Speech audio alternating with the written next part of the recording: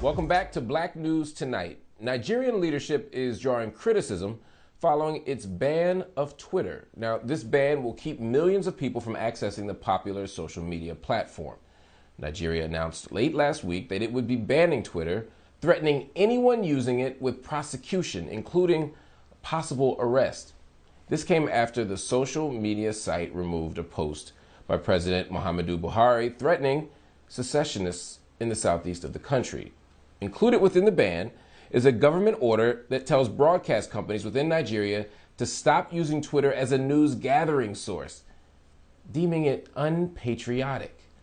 Moments ago, the Committee to Protect Journalists released a news alert calling Nigerian authorities to end the suspension of Twitter's operations in Nigeria and not to threaten to punish news outlets for using the platform.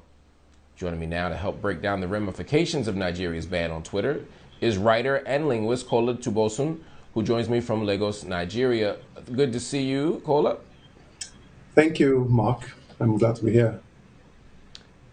There's an estimated 40 million Twitter users in Nigeria. Help us understand what it means for the government to have a ban on such a huge media platform. It is quite hilarious if it's also not so sad and scary.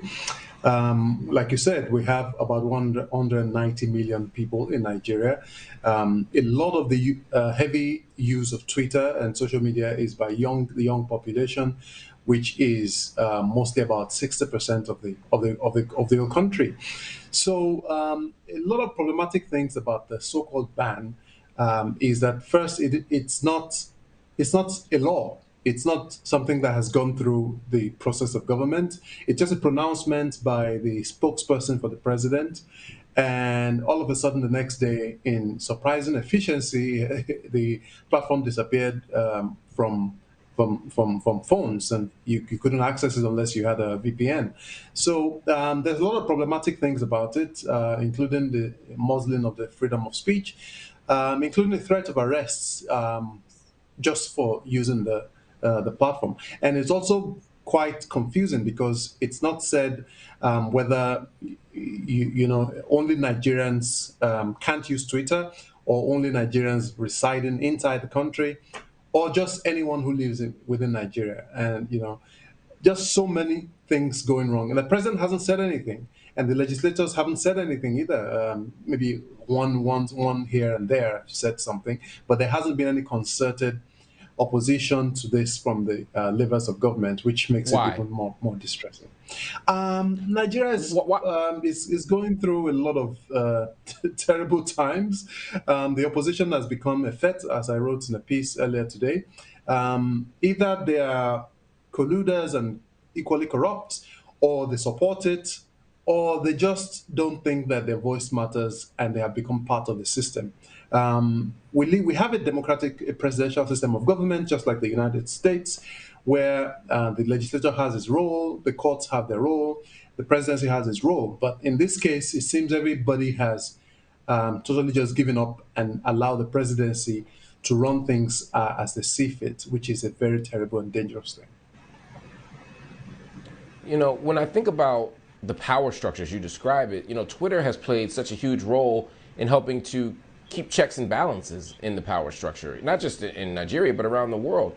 But in Nigeria in particular, I'm thinking about the protests last year where the hashtag went around, the NSARS hashtag, which was calling to abolish a brutal police unit in Nigeria.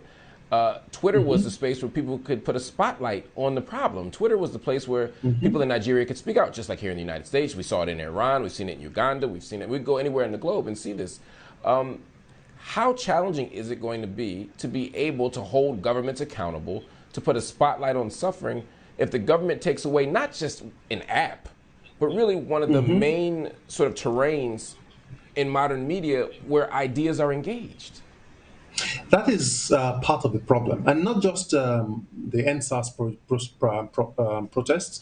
We had the Bring Back Our Girls just many years before that, and young people on Twitter today use it for so many things, including make connections, date, sell their wares, sometimes report ongoing robberies in process, but also hold government accountable. And sometimes it's just the only way they have to express themselves, to let off steam, to banter, and do all of those things. So just the idea of keeping that outlet away from young people, many of whom are trying to find their way in the world in a country that has promised them so much over the years and has failed, is just quite terrible.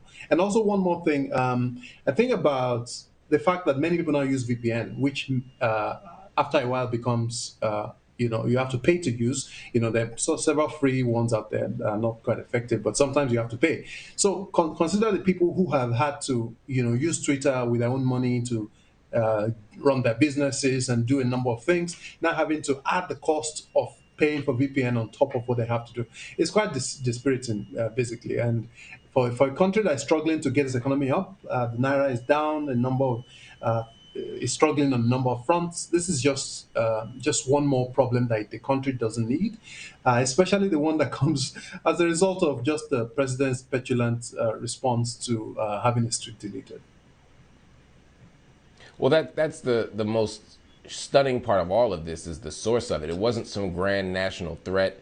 It wasn't, some Exactly. act of violence that emerged. I mean, this is really, like you said, petulance. This was Yeah. a overly sensitive, reactionary move from a president, not unlike what happens here in the United States under President Trump. We saw something very similar. We've seen it Exactly.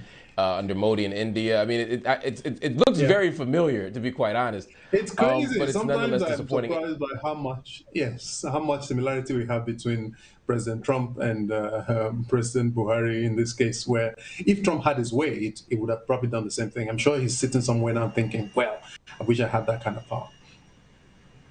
That's exactly right, Cola. Thank you so much for staying up late. I know it's almost 1 o'clock. In fact, it's past 1 o'clock in Nigeria. Thank you so much for talking to me, and we'll have you back soon My to keep us pleasure. up to date on what's going on the continent. All right.